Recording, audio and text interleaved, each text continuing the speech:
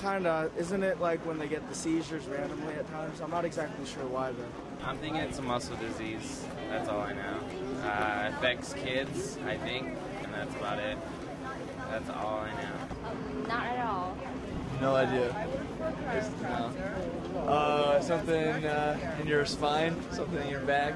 I don't know. Not even close. Epilepsy is a symptom of many different kinds of conditions. Some of them may be very severe brain abnormalities. Others may be simply a natural inborn condition in which the person may be otherwise normal and still have seizures during their life. So it spans a very wide variety of conditions. All of us can have a seizure at any time in our life if certain conditions are met. But in people with epilepsy, they have a lower threshold for having a seizure. And many people with epilepsy have seizures even with medications. Epilepsy with me is genetic. My dad has it, and my brother has it. Also, I don't know if my sister has it yet. She's just too young to get an EEG right now. Any condition which causes an electrical irritation of the brain can cause epilepsy, such as brain tumors, vascular malformations, scars from injury, even a minor fall from a skateboard, for example, can cause epilepsy. And head injuries are a very well-known cause of epilepsy. There are many types of seizures. The one that people most think of is the generalized convulsion, the so-called grand mal seizure, in which the person loses consciousness, they'll fall to the ground, and their whole body shakes or stiffens. There's a complex partial seizure in which the person may just stare, and they may appear to be normal. They may fumble with objects, they may smack their lips, appear to be speaking, but they are having a seizure, they're not aware of what's going on around them. There are also very, very small seizures, which we call simple partial seizures, which may only affect one part of the body, in which the person is conscious and they're completely aware of what's going on around them. It was really difficult. One time I had a seizure and I was home alone, and I wasn't feeling well enough to pick up the phone and call 911 to come pick me up. So I was on my bed, and all of a sudden I got knocked out, and I don't remember what happened, but I woke up later, and I don't know how long this took. I woke up and I just threw up right there next to my bed, and I knew I had a seizure. So I called my mom, and she came right away. She was at work. She came right away and picked me up, and she took me to the emergency room, and I got released at night. And just as I was walking out of the car, I got another grand mal seizures, and I fell next to the car, and I injured my leg, actually. I got a huge scar on it, and then my mom was trying to hold me, and it was really hard because when somebody has a seizure, their body gets really tight, and then you can't really hold them because they feel more heavy. And she was alone, and she just screamed out into the neighborhood, and another lady came by, and they took me back to the emergency room, and that was very difficult to have. And that wasn't the first time I had 2 grand mal seizures in one day. That was that has happened to me before, but I can say that was the worst time for me. People with epilepsy usually can't drive. In many states, there's a law requiring doctors to report people to the DMV so that they have their license taken away. And people with epilepsy often shouldn't go swimming alone unless somebody's with them. Even in the bathtub, someone having a seizure could potentially drown in just a few inches of water.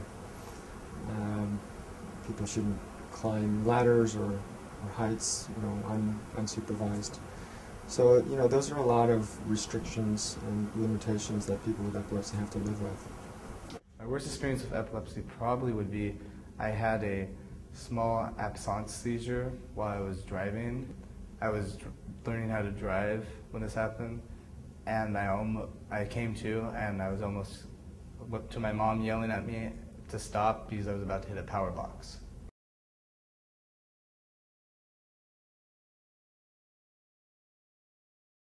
Many people can be cured of of their epilepsy with surgery. And for me, it's very gratifying, and that's why I went into this field. My major goal is to bring awareness to my peers, to the faculty, to the staff at OCC, and also to let them know what resources are available to them. For example, the Student Health Center here can provide, they have doctors, they have psychologists, nurses, and if they need help or they have an emergency on campus, they can certainly go there and get treated for it, get help. Another program we have is the Disabled Student Center, and they offer many services to disabled students. So a lot of people are not aware of that, and just to let them know what's here available for them on campus and also within the community. With a lot of conditions, we need to bring more knowledge to the masses because majority of people don't know very much about the condition, and they they've been taught by society that if you're disabled in any way, epilepsy, especially mentally, you're supposed to be in an asylum.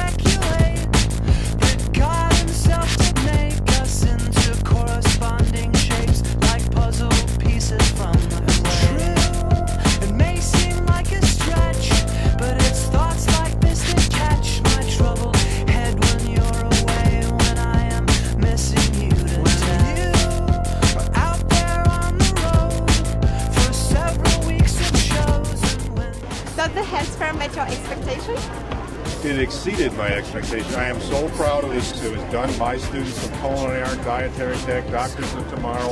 This is really a health fair that's been put on by students. I'm so proud of them. They are awesome. And we're only an hour into it, and I think we're going to exceed 1,000 or 2,000 people, I'm hoping. It's above and beyond my expectations, actually. We are having such a fantastic time. We have such a good turnout, and this was a success story.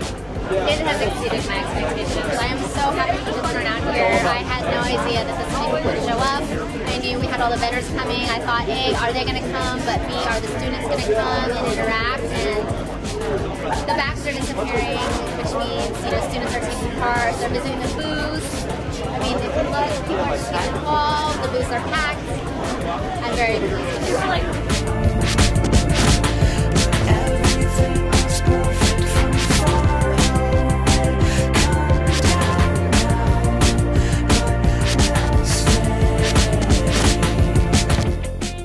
It's like a neurological disorder of the brain where it like fires and misfires and then causes like seizures and stuff, so it's no good. Yeah, they told us how to help out the person get a seizure. That's good. So you would know what to do now? Yeah, probably. Yeah, it'd be fine with it. It'd be all good. Good safe hands.